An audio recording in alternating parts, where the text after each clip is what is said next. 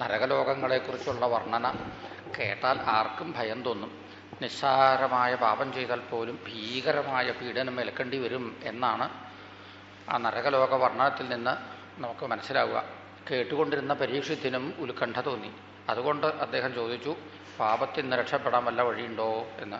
ഉണ്ട് എന്നാണ് അതിന് ശ്രീശുകൻ കൊടുക്കുന്ന മറുപടി. ഭഗവാനെ വേണ്ട പോലെ ഭജിക്കുക, എന്നാൽ പാപം തന്നെ താൻ തീരും. ഭഗവത് ഭക്തിയാകുന്ന സൂര്യൻ ഹൃദയത്തിലിങ്ങനെ ഉദിച്ചുയർന്നു നിൽക്കുക, എന്നാൽ പാപത്തിൻ്റെ മഞ്ഞുതുള്ളി തന്നെ താൻ പോയിക്കോളും. സൂര്യൻ ഉദിച്ചു വരുന്നത് വരെ പുൽപ്പരപ്പിൽ മഞ്ഞുതുള്ളി ഉണ്ടാവാം. സൂര്യൻ ഉദിച്ചു കഴിഞ്ഞാൽ പിന്നെ ആ മഞ്ഞുതുള്ളി ആരെങ്കിലും തുടച്ചു കളയണോ? വേണ്ട, അത് തന്നെ താൻ പൊക്കോളും. അതുകൊണ്ട് ഭക്തി ഒന്നുകൊണ്ട് തന്നെ എല്ലാ പാപങ്ങളെയും ദൂരീകരിക്കാൻ സാധിക്കും. ഇത് വെറുതെ പറഞ്ഞതല്ല. അനേകം മഹാപാപങ്ങൾ ചെയ്ത് ഭക്തി ഒന്നുകൊണ്ട് തന്നെ ആ പാപങ്ങളെ മുഴുവനും ദൂരീകരിച്ച ഒരാളുണ്ട്. ആളുടെ പേരാണ് അജാമിളൻ എന്ന്. അജയോട് മേളനം ചെയ്തു, അതുകൊണ്ട് അദ്ദേഹത്തിന് അജാമിളൻ എന്ന് പേര് വന്നതാണ്. അജ എന്ന് പറഞ്ഞാൽ മായ എന്നർത്ഥം. മായയിൽ പെട്ടുപോയി, അങ്ങനെ പറ്റിപ്പോയതാണ്. ചെറുപ്പകാലത്ത് അദ്ദേഹം നല്ലൊരാളായിരുന്നു. അച്ഛനെയും അമ്മയൊക്കെ ഭംഗിയായിട്ട് ശുശ്രൂഷിച്ചിരുന്നു. യൗവനകാലത്ത് ഒരു പെൺകിടാവിനെ വിവാഹം ചെയ്തു. പത്നിയുടെ കാര്യങ്ങളൊക്കെ ഭംഗിയായിട്ട് നിർവഹിച്ചു കൊടുത്തു. ഗൃഹസ്ഥധർമ്മങ്ങൾ ഭംഗിയായിട്ട് ചെയ്തുകൊണ്ടിരുന്നു. ഈശ്വരനെ ഭജിച്ച് അങ്ങനെയൊക്കെയാണ് അദ്ദേഹം കഴിഞ്ഞുകൂടിയിരുന്നത്. നല്ല ധർമ്മിഷ്ഠനായ ഒരു ഉത്തമ ഗൃഹസ്ഥൻ. അങ്ങനെയൊക്കെ കഴിഞ്ഞുകൂടി. ഒരു ദിവസം എന്തോ ആവശ്യത്തിനായിട്ട് കാട്ടിലേക്ക് ചെന്നു. അവിടെ വച്ചൊരു സ്ത്രീയും പുരുഷനും കൂടി മദ്യം കുടിച്ച് തലയ്ക്ക് ലഹരി പിടിച്ച് ഇങ്ങനെ ആടിയും പാടിയും രസിച്ച് അങ്ങനെ നടക്കണത് അദ്ദേഹം കണ്ടു. കുറച്ചു നേരം ഈ കാഴ്ച അങ്ങനെ കണ്ട് അദ്ദേഹം രസിച്ചു. അത് കഴിഞ്ഞപ്പോൾ തോന്നി, ഇത് കണ്ടു നിൽക്കരുത് എന്ന്. അദ്ദേഹം അന്ന് തിരിച്ചു പോന്നു. പിറ്റേ ദിവസം ആവശ്യമൊന്നുമില്ലെങ്കിലും അതേ സ്ഥലത്തേക്ക് തന്നെ ചെന്നു, അതേ കാഴ്ച കാണാൻ വേണ്ടി. അതേ കാഴ്ച അന്നും കണ്ടു. കുറച്ചു നേരം അതിങ്ങനെ കണ്ട് രസിച്ചു. കുറച്ചു നേരം രസിക്കുക കഴിഞ്ഞപ്പോഴാണ് തോന്നിയത്, ഇത് കണ്ടു നിൽക്കരുത് എന്ന്. തിരിച്ചു പോന്നു. അദ്ദേഹത്തിന് ധർമ്മബോധം നല്ല പോലെ ഉണ്ട്. ധർമ്മബോധം അദ്ദേഹത്തിനെ ഉപദേശിക്കുന്നുണ്ട്, ഇത് കണ്ടു നിൽക്കരുത്, കണ്ടു നിൽക്കരുത് എന്ന്. പക്ഷേ കണ്ട നിമിഷം മുതൽക്ക് ഒരു ദുർവാസന അദ്ദേഹത്തിൻ്റെ ഉള്ളിൽ ഇങ്ങനെ തലപൊക്കി വന്നു. ദുർവാസന അദ്ദേഹത്തിനെ പ്രേരിപ്പിച്ചു, കണ്ടു നിൽക്കൂ, കണ്ടു നിൽക്കൂ എന്ന്. കണ്ടു നിൽക്കരുത് എന്ന് ധർമ്മബോധം ഉപദേശിച്ചു. അങ്ങനെ ദുർവാസനയും ധർമ്മബോധവും തമ്മിൽ അദ്ദേഹത്തിൻ്റെ ഉള്ളിൽ ഒരു മത്സരം തന്നെ നടന്നു. ഒടുവിൽ ധർമ്മബോധം തോറ്റു, ദുർവാസന ജയിച്ചു. അദ്ദേഹം ഒരു ദിവസം കണ്ടു നിന്നു എന്ന് മാത്രമല്ല, അവളുടെ അടുക്കിലേക്ക് അങ്ങോട്ട് ചെന്നു. അതോടുകൂടി അവളെന്ത് ചെയ്തു? ഒപ്പമുണ്ടായിരുന്ന പുരുഷനെ അങ്ങോട്ട് ഒഴിവാക്കി. കാരണം അയാളിൽ നിന്ന് ഊറ്റിയെടുക്കാവുന്നിടത്തോളം എടുക്കുക കഴിഞ്ഞു. ഇത്തരം സ്ത്രീകളൊക്കെ അങ്ങനെയാണ്. പുരുഷന്മാരെ വശീകരിക്കുക, മയക്കിയെടുക്കുക, അവരിൽ നിന്ന് ആവുന്നിടത്തോളം തട്ടിപ്പറിക്കുക, അത് കഴിഞ്ഞാൽ അവിടെ നിന്ന് അങ്ങോട്ട് വിടുക. ഒപ്പമുണ്ടായിരുന്ന ആളെ അവളെ ഒഴിവാക്കി എന്ന് മാത്രമല്ല, ഇദ്ദേഹത്തിനെ അങ്ങോട്ട് വശീകരിക്കുകയും ചെയ്തു. ഇത്തരം സ്ത്രീകൾക്ക് പണം കിട്ടിയാൽ മതിയാവില്ലല്ലോ. അദ്ദേഹം താൻ അധ്വാനിച്ചുണ്ടാക്കിയ പണം മുഴുവനും അവളുടെ കയ്യിൽ കൊണ്ടുകൊടുത്തു, മതിയായില്ല. അച്ഛനമ്മമാരിൽ നിന്ന് കിട്ടിയത് കൊണ്ടുകൊടുത്തു, മതിയായില്ല. പത്നിയുടെ വകയായിട്ട് കുറച്ചുണ്ടായിരുന്നു കയ്യിൽ, അത് കൊണ്ടുകൊടുത്തു, എന്നിട്ടും മതിയായില്ല. പിന്നെ ന്യായപ്രകാരവും അന്യായപ്രകാരവും ധനം ആർജിക്കുക, എന്നിട്ട് അവളുടെ കയ്യിൽ ഇങ്ങനെ കൊണ്ടുകൊടുക്കുക. ഇങ്ങനെയായി തീർന്നു അദ്ദേഹത്തിൻ്റെ ജീവിതം. ചൂത് കളിക്കുക, കളി എന്നൊക്കെ പറഞ്ഞു എന്ന് മാത്രമേ ഉള്ളൂ. ഇതൊക്കെ ഈ തട്ടിപ്പറിയുടെ ഓരോ വകഭേദം എന്ന് മാത്രം കരുതിയാൽ മതി. മോഷണം നടത്താൻ മടിയില്ല, തട്ടിപ്പറിക്കാൻ മടിയില്ല, പോക്കറ്റടിക്കാൻ മടിയില്ല, വേണ്ടി വന്നാൽ ഒരാളെ കൊല്ലാനും മടിയില്ല. ഇങ്ങനെയായി തീർന്നു. ഇങ്ങനെ ന്യായപ്രകാരവും അന്യായപ്രകാരവും ധനം ആർജിച്ച് അവളുടെ കയ്യിൽ കൊണ്ടു കൊടുക്കുകയാണ്. അത്രമാത്രം അവൾ അദ്ദേഹത്തിനെ വശീകരിച്ചു എന്നർത്ഥം. അവളിൽ അദ്ദേഹത്തിന് എത്രത്തോളം ആസക്തി ഉണ്ടായിരുന്നു എന്നല്ലേ. 10 പുത്രന്മാർ അദ്ദേഹത്തിന് ജനിച്ചു അത്രേ അവളിൽ. 10ാമത്തെ പുത്രൻ ജനിച്ചത് എന്നാണെന്നോ, അദ്ദേഹത്തിൻ്റെ 84ാം പിറന്നാൾ ആഘോഷിച്ചതിന് ശേഷം 85ാമത്തെ വയസ്സിൽ അദ്ദേഹത്തിന് ഒരു മകൻ ജനിച്ചു. ആ മകനോട് അദ്ദേഹത്തിന് അമിതമായ വാത്സല്യം ഉണ്ടായിരുന്നു. അപ്പോൾ ഇതേവരെ കുട്ടിക്കാലത്ത് യൗവനകാലത്ത് എങ്ങനെയാണോ ജീവിച്ചേർന്നത് അതിൻ്റെ നേരെ വിപരീതമായി അദ്ദേഹത്തിൻ്റെ ജീവിതം. അച്ഛനെ മറന്നു, അമ്മയെ മറന്നു, പത്നിയെ മറന്നു, ഈശ്വരനെ മറന്നു, ധർമ്മം മറന്നു. ഇങ്ങനെ നല്ല അധർമ്മിയായിട്ടുള്ളൊരു ജീവിതം. അങ്ങനെ 84ാം വയസ്സൊക്കെ കഴിഞ്ഞതിന് ശേഷം ഉണ്ടായ ആ മകനോട് അദ്ദേഹത്തിന് അമിത വാത്സല്യം ഉണ്ടായിരുന്നു എന്ന് പറഞ്ഞല്ലോ. ആ മകൻ അദ്ദേഹം നാരായണൻ എന്ന് പേരിട്ടു. എന്നും അധർമ്മം ചെയ്തുകൊണ്ടിരിക്കുന്ന ഒരാൾക്ക് ഇങ്ങനെ ഒരു നല്ല പേരിടണം എന്ന് തോന്നാൻ എന്താ കാരണം? അത് ഭഗവാന്റെ വിദ്യ എന്ന് മാത്രം കരുതിയാൽ മതി. ഇദ്ദേഹം ചെറുപ്പകാലത്ത് ഒരു നല്ല ഭക്തനും ഗൃഹസ്ഥനുമായിരുന്നു. നല്ല ആളുകൾ നരകത്ത് വീഴരുത് എന്നാണ് ഭഗവാന്റെ സങ്കല്പം. വീഴാൻ ഭാവിക്കുമ്പോൾ ഒന്ന് പൊക്കിയെടുക്കണം. തത്സമയത്ത് പൊക്കിയെടുക്കാറാവണമെങ്കിൽ എന്തു വേണം? നേരത്തെ തന്നെ ഒരു കൊളുത്തുണ്ടാക്കിയിടണം. അങ്ങനെ ഭഗവാൻ ഒരു കൊളുത്തുണ്ടാക്കിയിട്ടതാണ്. നല്ല പേരിട്ടു. ആ നല്ല പേരുകൊണ്ട് വിളിക്കാൻ വേണമെങ്കിൽ അദ്ദേഹത്തിന് നല്ല വാത്സല്യം ഉണ്ടായിരുന്നു. എപ്പോഴും ആ മകനെടുക്ക വേണം. പുഞ്ചാന പ്രവിബൻ ഖാദൻ ബാലകസ്നേഹ യന്ത്രിത. അങ്ങനെയായിരുന്നു. ആ മകനെ ഇങ്ങനെ താലോലിച്ചുകൊണ്ട് വേണം രാത്രി കിടന്നുറങ്ങാൻ. ആ മകനെ മടിയിലെടുത്തണം എല്ലാപ്പോഴും. ഊണ് കഴിച്ചുകൊണ്ടിരിക്കുന്ന സമയത്ത് ആ മകനെ എടുക്ക വേണം. എന്നാൽ വേണമെങ്കിൽ ഈ മകനെ ഇങ്ങനെ വിളിക്കാം, നാരായണ ഇങ്ങോട്ട് വരൂ, ഇവിടെ ഇരിക്കൂ, അങ്ങനെ വേണമെങ്കിൽ വിളിക്കാമായിരുന്നു. പക്ഷേ അദ്ദേഹം അങ്ങനെ വിളിക്കേണ്ടായില്ല. നല്ല പേരിട്ടു എന്നല്ലാണ്ട് പിന്നെ ഒരിക്കലെങ്കിലും നാരായണ എന്ന് വിളിച്ചിട്ടില്ല. ഏതോ പേരുകൊണ്ടൊക്കെയാണ് അദ്ദേഹം വിളിച്ചേർന്നത്. അങ്ങനെ ഇദ്ദേഹത്തിന് 88ാമത്തെ വയസ്സ്. മകനാണെങ്കിൽ 3 വയസ്സ് പ്രായം. അദ്ദേഹം രോഗശയ്യയിൽ കിടന്നു. പിന്നെ അത് മരണശയ്യായിട്ട് മാറി. ആ ഊർധ്വശ്വാസം വലിക്കുന്ന സമയത്ത് അദ്ദേഹം കണ്ടു 3 പേരെ. കണ്ടപ്പോൾ മനസ്സിലായി ആരാണ് എന്ന്. കയ്യിൽ ഒലക്കയുണ്ട്, കയറുണ്ട്. യമദൂതന്മാരാണെന്ന് തീർച്ച. തന്നെ കൊണ്ടുപോകാനാണ് വന്നതെന്നും മനസ്സിലായി. ഇവരെ കണ്ടാൽ തൻ്റെ ആ ഓമന മകൻ പേടിക്കില്ലേ? പെട്ടെന്ന് അദ്ദേഹത്തിന് മകനെയാണ് ഓർമ്മ വന്നത്. ആ മകൻ ദൂരെ ക്രീഡനകാസക്കം എങ്ങോ കളിച്ചുകൊണ്ടിരിക്കുകയായിരുന്നു. ആ കിടക്കണ കിടപ്പിൽ അദ്ദേഹം മകനെ വിളിച്ചു, നാരായണ എന്ന്. ഇപ്പോൾ ഈ സമയത്ത് ഇങ്ങനെ മകനെ വിളിക്കണം എന്ന് അദ്ദേഹത്തിന് തോന്നാൻ എന്താ കാരണം? അദ്ദേഹം ഭഗവാനെ സ്മരിച്ചുവോ? ഇല്ല. സ്മരിച്ചത് മകനെയായിരുന്നു. പക്ഷേ ഭഗവാൻ അജാമിളനെ സ്മരിച്ചു. അതുകൊണ്ട് ഈ നാമം ഉച്ചരിക്കാൻ അദ്ദേഹത്തിന് ഇടവന്നു എന്ന് മാത്രം. ഇതിനിടയ്ക്ക് യമദൂതന്മാർ അദ്ദേഹത്തിൻ്റെ കഴുത്തിൽ കുടുക്കിട കഴിഞ്ഞിരുന്നു. പിടിച്ചിങ്ങോട്ട് വലിക്കാൻ ഭാവിച്ച സമയത്താണ് അദ്ദേഹത്തിൻ്റെ മുഖത്തുനിന്ന് ഈ നാമാക്ഷരം അങ്ങോട്ട് പുറപ്പെട്ടത്. അതോടുകൂടി ഭഗവാന്റെ 4 പാർഷദന്മാർ അവിടെ പ്രത്യക്ഷപ്പെട്ടു. അവർ വന്നിട്ട് ആദ്യം നിർബന്ധിച്ചു. എന്ത്? കെട്ടഴിക്കാൻ പറഞ്ഞു. യമദൂതന്മാർ ആ കെട്ടഴിച്ചു. നിങ്ങൾ എന്തിനാ വന്നതെന്നായി ഭഗവത് പാർഷദന്മാർ യമദൂതന്മാരോട്.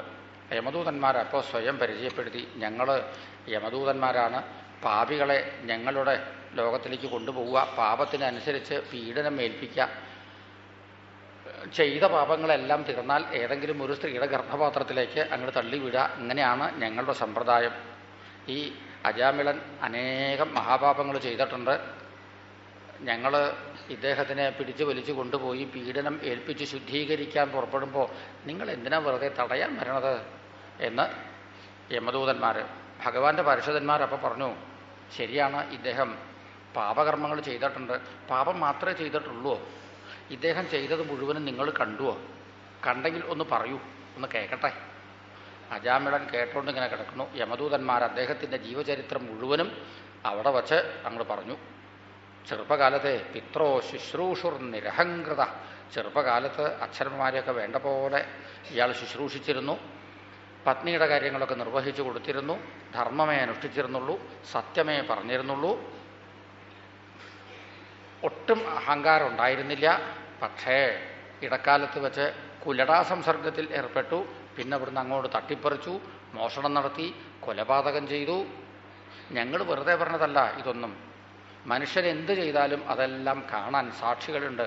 സൂര്യോഗ്നി ഖമ്മരുൽ ഗാവ സോമസന്ധ്യാഹനീദിശ കം കുഃ കാലോ ധർമ്മൈതി ഏതേ ദഹ്യസ്യ സാക്ഷിണ. ഇവരൊക്കെ മനുഷ്യൻ ചെയ്യുന്ന എല്ലാ പ്രവൃത്തികൾക്കും സാക്ഷിയാണ്. സൂര്യൻ, അഗ്നി, വായു, ഗോക്കള്, കാലം, ഭൂമി. ഈ കാലവും മറ്റൊക്കെ അറിയാതെ കണ്ട് ആർക്കെങ്കിലും പാപം ചെയ്യാൻ പറ്റുമോ? അതുകൊണ്ട് ഞാൻ അകമടച്ചിരുന്നാണ് പാപം ചെയ്തത്, ആരും കണ്ടില്ല എന്ന് ആരും തെറ്റിദ്ധരിക്കരുത് എന്നർത്ഥം. എവിടെ വച്ച് എങ്ങനെയൊക്കെ പാപം ചെയ്താലും അത് കണ്ടുപിടിക്കാൻ ആളുണ്ട്. അനേകം സാക്ഷികളെ നിരത്തി നിർത്തി യമദൂതന്മാർ. ഈ ഭാഗവതത്തിൽ ഇത്രേ പറഞ്ഞിട്ടുള്ളൂ. ഈ വേദസൂക്തങ്ങളിലേക്ക് ചെല്ലുമ്പോഴേ നമ്മളെ ആരെയൊക്കെയാണ് കാണാമെന്നോ? നതിഷ്ഠന്തി. ഒരു വേദമന്ത്രം ഇതാണ്. നതിഷ്ഠന്തി ന നിമിഷന്തി ഏതേ ദേവാനാം സ്പശ ഇഹയേ ചരന്തി. ദേവന്മാരുടെ ചാരന്മാർ ഇവിടെ ഇങ്ങനെ ചുറ്റിയടിക്കുകയാണ് എന്നാ ആ മന്ത്രത്തിൻ്റെ അർത്ഥം. ഒരു ദിക്കിൽ അവർ സ്വൈരായിട്ട് നിൽക്കാറില്ല. ഇവിടെ നിൽക്കുന്ന സമയത്ത് അവിടെയുള്ളൊരു പാപം ചെയ്താലോ കണ്ടുപിടിക്കണ്ടേ. എന്നാൽ തിഷ്ഠന്തി എന്നാൽ നിമിഷന്തി. ഒന്ന് കണ്ണിമച്ച് വീഴിക്കുക പോലും പതിവില്ല. കണ്ണടയ്ക്കുന്ന സമയത്ത് പാപം ചെയ്താൽ കണ്ടുപിടിക്കാൻ പറ്റുമോ? കണ്ടുപിടിക്കാൻ പറ്റില്ല. ഓരോ ജീവൻ്റെയും പിന്നാലെ യമൻ്റെ ദൂതന്മാരായിട്ട് രണ്ട് നായ്ക്കൾ ഇങ്ങനെ സഞ്ചരിക്കേണ്ടത്രേ. പാപം ചെയ്യുണ്ടോ എന്നിങ്ങനെ നോക്കിക്കൊണ്ട് എത്ര ഗൃദ്ധദൃഷ്ടികളാണോ നമ്മുടെ പിന്നാലെ ഇങ്ങനെ സഞ്ചരിക്കുന്നത്. നമ്മളെന്ത് ചെയ്താലും കണ്ടുപിടിക്കും എന്ന് മാത്രമല്ല ആ വിവരം എത്തിക്കേണ്ട ദിക്കിൽ അവരെത്തിക്കുകയും ചെയ്യും. യമദൂതന്മാർ ഇതെല്ലാം വിസ്തരിച്ച് ഭഗവത് പാർഷദന്മാരെ കേൾപ്പിച്ചു. അപ്പോൾ മനുഷ്യൻ എന്ത് ചെയ്താലും കണ്ടുപിടിക്കാൻ ആളുണ്ട്. ഇയാൾ അനേകം മഹാപാപങ്ങൾ ചെയ്തു, ഇയാളെ ഞങ്ങളുടെ ലോകത്തിലേക്ക് കൊണ്ടുപോയി പീഡനം ഏൽപ്പിച്ച് ശുദ്ധീകരിക്കാനാണ് ഞങ്ങൾ ശ്രമിക്കണത്. എന്തിനാണ് നിങ്ങൾ വെറുതെ തടയണത് എന്ന് യമദൂതന്മാർ വീണ്ടും ചോദിച്ചു. ഭഗവാന്റെ പാർഷദന്മാർ പറഞ്ഞു, ഈ പറഞ്ഞതൊക്കെ ശരിയാ, പക്ഷേ ഇദ്ദേഹം ചെയ്ത പാപത്തിനൊക്കെ പരിഹാരം ചെയ്തു കഴിഞ്ഞു. അവസാനം ഉച്ചരിച്ചത് നിങ്ങൾ കേട്ടില്ലേ? ഭഗവാന്റെ തിരുനാമം. ഇത് ഉച്ചരിച്ചാൽ എല്ലാ പാപവും തീരും.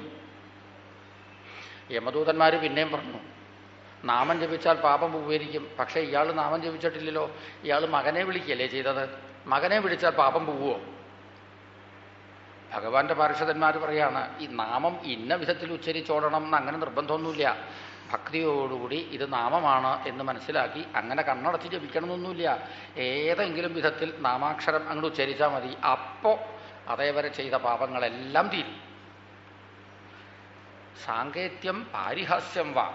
സങ്കേതമായിട്ട് നാമാക്ഷരം ഉച്ചരിച്ചാൽ മതി. ഇവൻ്റെ പേര് നാരായണൻ എന്നാണ് എന്ന് പറഞ്ഞാൽ മതി. എന്നാൽ പാപം പോവും. അങ്ങനെയെങ്കിലും 4 അക്ഷരം പറഞ്ഞില്ലേ? ഇതാണ് സാങ്കേത്യം. പാരിഹാസ്യം ഉണ്ട്. ഈ നാമം ജപിക്കുന്ന ആളുകളെ പരിഹസിക്കുന്ന ആളുകളുണ്ട്. ഇയാളെ അറിയില്ലേ? എപ്പോഴും ഇങ്ങനെ നാരായണ നാരായണ എന്ന് പറയുന്ന ആൾ അത് പരിഹാസമായിട്ടാണ് പറഞ്ഞത്. മതി, അങ്ങനെ പറഞ്ഞാലും പാപം പോവും. ഇങ്ങനെ ഏതെങ്കിലും വിധത്തിൽ നാമാക്ഷരം ഒന്നങ്ങോട്ട് ഉച്ചരിച്ചാൽ അപ്പോൾ അതേവരെ ചെയ്ത എല്ലാ പാപങ്ങളും തീരും. ഇന്ന പാപം എന്നില്ല, ഏത് പാപവും. ഈ ജന്മത്തിലെ പാപം മാത്രമല്ല, ജന്മകോട്യംഹസാമപി, കോടിക്കണക്കിന് ജന്മങ്ങൾ ചെയ്തിട്ടുള്ള പാപങ്ങളൊക്കെ തീരും. ഇത് കുറച്ച് അതിശയോക്തിയാണെന്ന് തോന്നുന്നുണ്ടല്ലോ, ഇല്ലേ? അങ്ങനെ വിചാരിക്കണ്ട. സംശയമുള്ള ആളുകൾ ഒരു കാര്യം ചെയ്യുക, വീട്ടിൽ ഒരു മുറി അവിടെ അടച്ചിടാം പൂർണ്ണമായിട്ടും. അങ്ങനെ അടച്ചിട്ടാൽ ആ മുറിക്കകത്ത് കൂരി ഇരുട്ടാവൂലോ. ആ മുറിക്കകത്തുള്ള ഇരുട്ട് തീർക്കാൻ 1 കൊല്ലം ഇങ്ങനെ ടോർച്ചടിച്ച് പിടിക്കണോ? വേണ്ട. എപ്പോൾ പ്രകാശം വരണോ അപ്പോൾ ഇരുട്ട് അങ്ങോട്ട് ശമിക്കുകയാണ്. ഇതുപോലെ ജന്മജന്മാന്തരങ്ങളിൽ കൂടെ എത്രയൊക്കെ മഹാപാപത്തിൻ്റെ ഇരുട്ട് ഒരാൾ സംഭരിച്ചു വച്ചാലും ആ ഇരുട്ട് മുഴുവനും തീരാൻ ഭഗവാന്റെ നാമാക്ഷരത്തിൻ്റെ പ്രകാശം ഇങ്ങോട്ട് വന്നാൽ മതി എന്നർത്ഥം. ഒരു ദിക്കിൽ കുറേ വിറക് കൂട്ടിയിട്ടുണ്ടെങ്കിൽ അത് മുഴുവനും ദഹിപ്പിച്ച് കളയാൻ അത്രയും തീക്കനൽ ആവശ്യമില്ല. തീക്കനൽ 2 3 അത്രയേ വേണ്ടൂ. ആ തീയൊന്നങ്ങോട്ട് പിടിപ്പിച്ചാൽ മതി, വിറക് മുഴുവനും ആളി അങ്ങോട്ട് ദഹിച്ചു പൊക്കോളും. ഇതുപോലെ ജന്മജന്മാന്തരങ്ങളിൽ കൂടെ എത്രയൊക്കെ പാപത്തിൻ്റെ വിറക് കെട്ടുകൾ സംഭരിച്ചു വച്ചാലും ഭഗവാന്റെ തിരുനാമാക്ഷരത്തിൻ്റെ 2 3 തീക്കനൽ അത്രേ വേണ്ടൂ ആ പാപത്തിനെ മുഴുവനും ദഹിപ്പിക്കാൻ. എപ്പോഴും ഒരു വസ്തു അതിൻ്റെ ശക്തി പ്രകടിപ്പിക്കാണ്ടിരിക്കില്ല.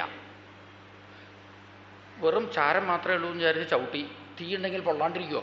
തീയുണ്ടെന്ന് അറിഞ്ഞില്ല, ചവിട്ടി പൊള്ളാണ്ടിരിക്കില്ല. ആര് തന്നെ തൊടുന്നു അവൻ്റെ അത്രയും ഭാഗം പൊള്ളിക്കുക എന്നത് തീ എന്ന വസ്തുവിൻ്റെ ശക്തിയാണ്. വെറും കമ്പിയാണെന്ന് വിചാരിച്ച് തൊട്ടു, കറണ്ട് ഉണ്ടെന്ന് അറിഞ്ഞില്ല, അതുകൊണ്ട് ഷോക്കടിക്കാണ്ടിരിക്കുമോ? ഇല്ല. അപ്പോൾ എപ്പോഴും ഒരു വസ്തു അതിൻ്റെ ശക്തി പ്രകടിപ്പിക്കാതെ കണ്ടിരിക്കില്ല. ആര് നാമാക്ഷരം ഉച്ചരിക്കുന്നു അവൻ്റെ പാപങ്ങൾ മുഴുവനും നശിപ്പിക്കുക എന്നത് നാമാക്ഷരമാകുന്ന ആ വസ്തുവിൻ്റെ ശക്തിയാണ്. അതെ, ഞങ്ങളിവിടെ വന്നത് എന്തിനാണെന്നോ? പ്രസംഗിക്കാനും നിങ്ങളെ പഠിപ്പിക്കാനും വേണ്ടിയിട്ടല്ല. ഞങ്ങൾ വന്നത് ഇദ്ദേഹത്തിനെ രക്ഷിക്കാൻ വേണ്ടിയിട്ടാണ്. നിങ്ങളെന്താ ഭാവം? ഇവിടെ നിൽക്കാനാണോ? എന്നാൽ ഞങ്ങളും ഇവിടെ നിൽക്കാനാ ഭാവം. അല്ല, നിങ്ങൾ പോവുകയെന്ന് വെച്ചാൽ ഞങ്ങളും പോവുകയും. യമദൂതന്മാർക്ക് തീർച്ചയായി ഇനി ഇവിടെ നിന്നിട്ട് കാര്യമില്ല എന്ന് അവരപ്പം തന്നെ സ്ഥലം വിട്ടു. ഇതെല്ലാം അജാമിളൻ കേട്ടോണ്ട് ഇങ്ങനെ കിടന്നു. തന്നെ നരകക്കുഴിയിൽ നിന്ന് രക്ഷപ്പെടുത്തിയ ഈ ഭഗവത് പാർഷദന്മാരോട് നല്ല 2 വാക്ക് പറയണം എന്ന് വിചാരിച്ചു. അദ്ദേഹം അങ്ങനെ എണീറ്റു. നോക്കിയപ്പോൾ ഭഗവത് പാർഷദന്മാരെ കാണാനും ഇല്ല. അവരോട് സംസാരിക്കാൻ വേണ്ട പുണ്യൊന്നും ആയിട്ടില്ല ഇപ്പോഴും അദ്ദേഹത്തിന്. എന്നാലും അദ്ദേഹത്തിന് വല്ലാത്ത പശ്ചാത്താപം തോന്നി. ഇനി ഇവിടെ താമസിക്കില്ല എന്ന് നിശ്ചയിച്ചു. അവിടുന്ന് അദ്ദേഹം അങ്ങോട്ട് പുറപ്പെട്ടു. നേരെ ഗംഗാതീരത്ത് വന്നു.